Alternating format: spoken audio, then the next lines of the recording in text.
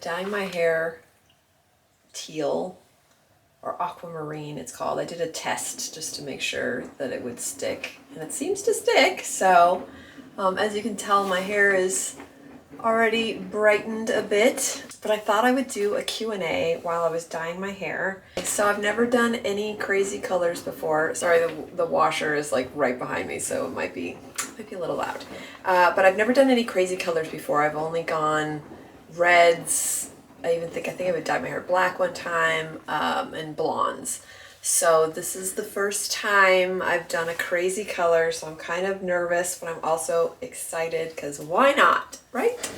Okay, so everything that I read is that you have to put on petroleum jelly around your skin so that it doesn't, wow, I just woke up, these dark circles.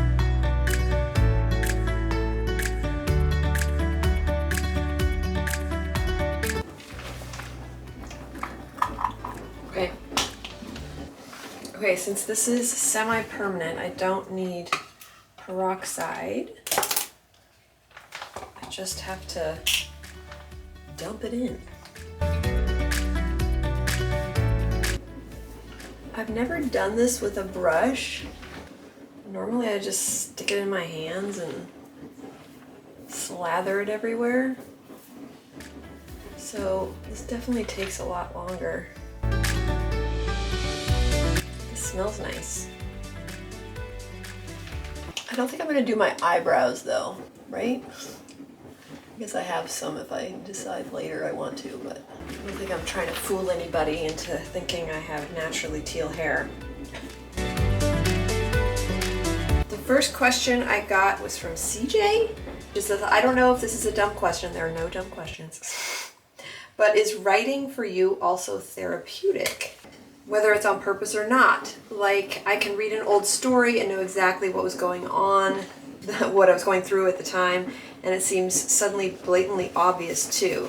Has that ever happened to you? Actually,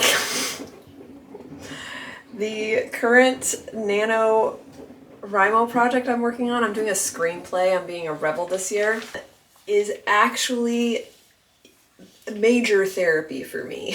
I'm doing a rom-com and I'm giving the character my, like what happened with me and Stefan, and kind of, you know, making it a comedy in a sense, because laughter and comedy is therapeutic for me. Like that really helps me process and deal with things. You know, even kind of joking about that it's not even an uncommon story nowadays. Like it's not even original or unique, but that's just her background. And then of course the rom-com and the love interest and all that stuff is all fictional and you know, the fun stuff. But yeah, I expect it to be therapeutic, and I have done that before. Dream Diaries was definitely therapeutic for me because I also gave her my past as a kid, you know, growing up with a great aunt that murdered her husband very publicly, and, you know, being on trial and things like that, and my relationship with him and with her. I put that into Dream Diaries, and that was actually very therapeutic for me. I think I'm gonna at some point have to switch over to the swoosh around the head method. Okay, next question. This is from Carrie. How do you come up with story ideas? Do you have a favorite book you've written? I know you are creative in other ways like sewing. Does that type of creativity influence your creative life as a writer, or is it completely separate for you? It is kind of separate in the sense that I usually use sewing when I need to like percolate or think things through, because it's sort of not mindless, because sometimes, you know, like if I'm creating my own pattern and things like that, but even when I'm creating my own patterns for bags or clothing or things like that, it is kind of a meditative state. It definitely helps my writing process in terms of brainstorming and, you know, and things like that. How do I come up with story ideas? Well, actually, I just kind of said, like, sometimes I do that when I'm sewing, but sometimes it comes in dreams. Sometimes it'll just be like someone will say something and then it'll just trigger like, well, what if this happened? Or what if what if this? And that kind of spirals from there. So yeah, I kind of come up with ideas from everywhere, especially back when I was writing screenplays, because I was writing so many of them. You know, you can write a lot more stories. I would imagine it's like writing short stories. You know, you can write a bunch of them. So I was like, books take so long, you know what I mean? So there's something very freeing about knowing you can write something in a week or a day. Okay, next question. What's your favorite genre to write? I do like hopping genres, but obviously, I guess YA in general, just the voice of it. I always said that I never mentally made it past 15. The way that I talk and the way that I think, and yeah, so YA in general, because within that I've done like YA mystery, YA paranormal, YA horror, YA. Even when I was kind of trying not to do YA, people still thought it was YA. So I think it's just the way, it's just my writing style feels very immature-ish, I guess. Actually not trying to talk like a kid, I just apparently do.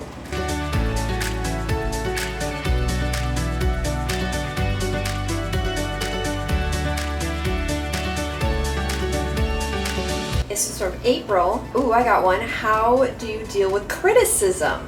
I'm so bad at it, and I'm always looking for new ways to look at it. Okay. Now, correct me if I'm wrong. You are also an Aries, April. I think I remember that. And I only say that because I think Aries' first reaction is always defensiveness. Back when I first started writing screenplays, that's what the first writing format I wrote in. I outwardly would be totally fine with criticism, like, oh, good idea, yeah, great. But internally, I'd be like, that ruins this and this, that, and I would just immediately not be listening. I would just get defensive. Sometimes no, it won't make the story better. That's just a fact. It's like sometimes notes are just notes. But a lot of times if you really listen, it can like make your brain explode with how much better your story's gonna be. So if you kind of go with that in mind, like not thinking of it as criticism, but thinking of it as, oh, how are the ways that I'm gonna make this story so much better? That really helps me. And also it's just doing it a bunch. Because it's like anything, the more you do it, you become less and less nervous, less and less defensive, less and less whatever.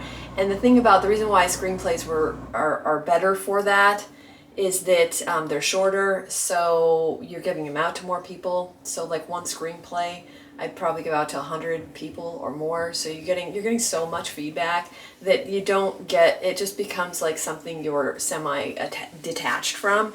And you're just thinking of it as a story and how can I make this better, and thank you, oh that works, that doesn't work, that works, that doesn't work, what the hell were you thinking, okay that works, and things like that. So I guess just do it more is my only real advice, because it'll just wear off. Or even like if you take it really personally, like even if you agree with them and you're like, oh god, now I feel horrible and I never want to write again. There's that kind of critique, and people are mean sometimes and they don't realize how harsh they can be. But sometimes that's where you get your best notes from. The person that just demolishes your screenplay or your book. Yeah, I guess the most important thing is just to kind of detach so that you can see it as a story like someone else wrote, and then you can kind of, make the changes and not have to take it so personally. Okay, I'm wondering if I've put enough in. I feel like I can still see hair, but I'm almost out. So this one is from Phoebe. How did you get to be so Phoebe? How'd you get to be so awesome? I don't know. Having friends like you. For the serious question. You're good at so many different things. Is there any art, craft, creative pursuit that you'd like to try and haven't got around to yet? I notice how the washer is just like now getting really upset with Phoebe's question. Answer the question. Answer the question. I've always wanted to knit. I've always wanted to, and I'm terrible at it, I've tried. Crochet, anything like that. I've tried it all and I'm terrible at it. I'm sure if I spent time I could get better at it, but it's one of those things where it's like, it's getting so upset. Okay, I'll try harder, I swear. But one thing that I've always wished I had talent for, but just don't, is writing music. Oh, that's the one thing I just, like, you know, when you hear a really good score in a movie, or, you know, or just, you know, a really good song, or just in general, like, I have always wished that I could write music, let alone sing it, but that is definitely not happening. I mean, neither is the writing music part, but yeah, that's the one thing that I just wish I had a talent for. I feel like it'd be so useful too, you know, with like making films and things like that. Like I could score my own films, write my own songs, just like even like funny songs, you know? Like some of my favorite songs are from South Park, you know, they're good songs. Okay. Ah! That's not good. Oh no, that's not good at all. Whoa! Oh no! Oh Lord. Okay, I just took the gloves off and oh my gosh, I'm just a disaster. I obviously am not very good at this. What was the point of even putting on those gloves? Maybe using the petroleum jelly will help. Somehow I doubt it. Oh, maybe.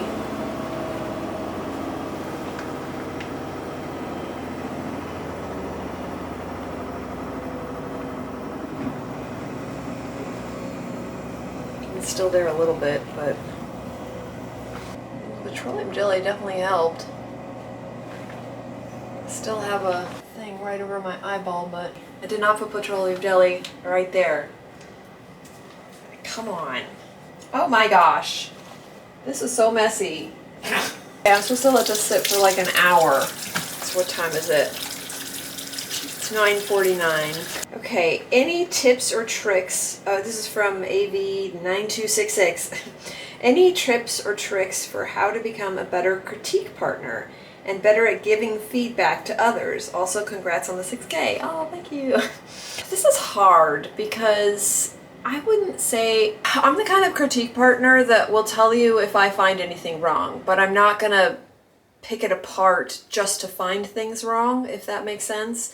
Because I do find that sometimes critique partners do that. I'm lucky, I've got critique partners that are like me in that. They'll just tell me if something flags them, if it doesn't make sense, how it can be reworked, you know, things like that. Or, you know, just questions and like, hey, you forgot about this. That's all the kind of stuff I need to hear, you know, plot holes, anything like that. The critique partners I've had in the past that didn't work as well for me are just the ones that at some point you feel like they're already doing the copy edit and like the proofread.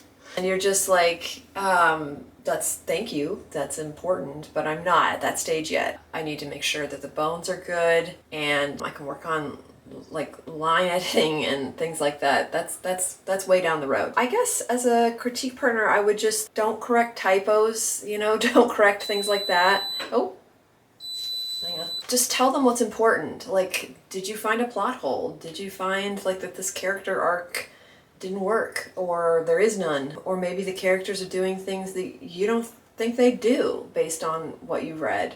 Like they're serving the plot more than they're serving the character, things like that. Those are the things that are really helpful in terms of being a critique partner, for me anyway. So I try to do the same when I'm critiquing other people's stuff, you know, just the big stuff. Last question. Do you attend conferences? This is from Gussie. Which is your favorite?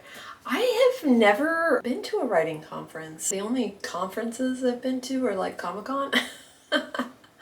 A WonderCon, like actual like cons. There are panels, and I've been to writing panels at the cons, but I've never actually been to a conference or a convention just for writing. Probably because I started out with screenwriting, and that's still my main passion. I love writing books, and I'm never going to stop writing books, as that is also my passion. But well, writing's my passion. But like in terms of format, I do love writing books. But I just feel like when I'm writing screenplays or TV pilots or teleplays, it just feels right. More right? Does that make sense? I love writing books too, though, so it's not like writing is writing. I love writing, but I don't know, maybe it's just because I started out in screenplays when I was an adult. Like as a kid, I wrote short stories, and I wrote my first novel when I was 12 and things like that. But it wasn't until I discovered the format, and writing screenplays, especially since I was movie and TV obsessed my entire childhood. So I always wanted to make movies, so it makes sense writing movies would feel, I don't know, that's just my passion. So hopefully someday I will actually have one of my movies or one of my screenplays turned into a movie or a TV show, or that's the dream. That is the dream. All right, so I'm gonna let this sit and then come back with the final product. Ta-da! I just realized I never filmed the reveal, so I'm doing that right now. So this is editing me, filming the actual outro. But thank you guys so much for watching over the years, or if you just joined recently. I really appreciate it. This is a big milestone for me. So thank you so much, and I will see you in the next one.